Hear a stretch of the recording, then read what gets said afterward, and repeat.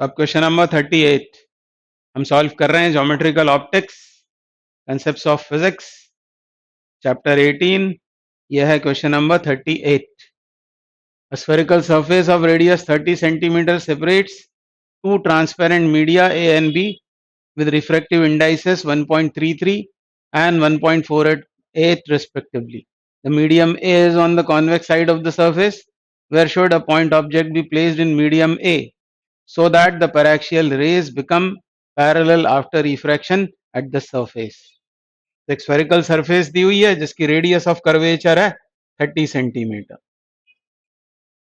और ऐसा बोला है ये जो इंटरफेस है ये दो मीडियम को सेपरेट कर रहा है, दो ट्रांसपेरेंट मीडियम्स को, ए और बी, और ए कहाँ है? कॉन्वेक्स साइड में। तो सरफेस को देखें, इसकी कॉन्वेक्स साइड कौन सी है? ये वाली।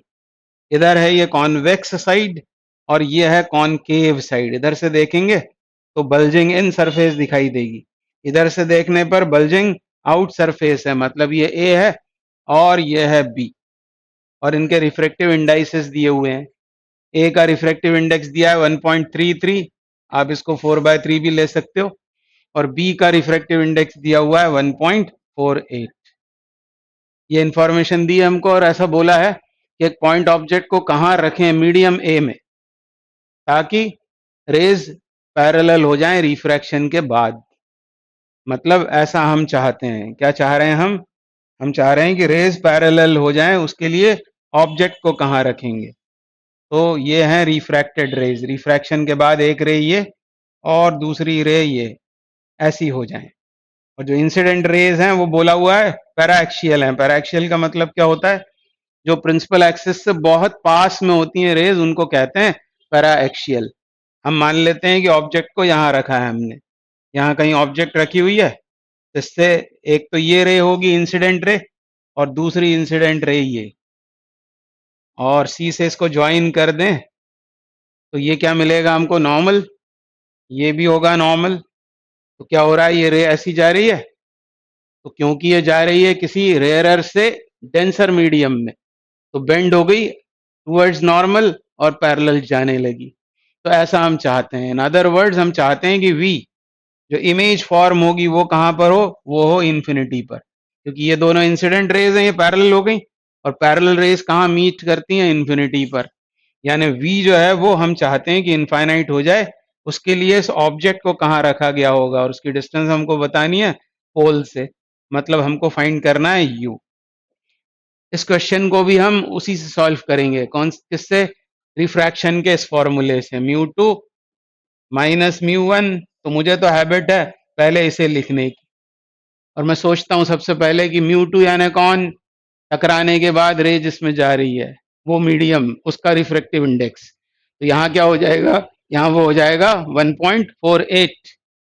ये इंसिडेंट रे है, ये रिफ्रैक्टेड रे, और रिफ्रैक्टेड रे रिफ्रैक्शन के बाद किस में एग्जिस्ट कर रही है? इस मीडियम में, बी में। तो बी का रिफ्रैक्टिव इंडेक्स आएगा μ2 की जगह, और μ1 की जगह कौन आएगा? ये आएगा जिसमें इंसिडेंट रे है। और आर मतलब क्या होगा? Radius of curvature. तो पोल से सी तक की डिस्टेंस जो हमको क्वेश्चन में दी हुई है 30, साइन के साथ इसको सब्सटीट्यूट करेंगे। और इस तरफ क्या आता है? आरएचएस में, आरएचएस में आता है μ2 upon B minus μ1 upon U. इसमें वैल्यूज को सब्सटीट्यूट करके आंसर मिल जाएगा। तो आपका ये रे डायग्राम भी जस्टिफाई हो जाएगा। μ2 मतलब कौन?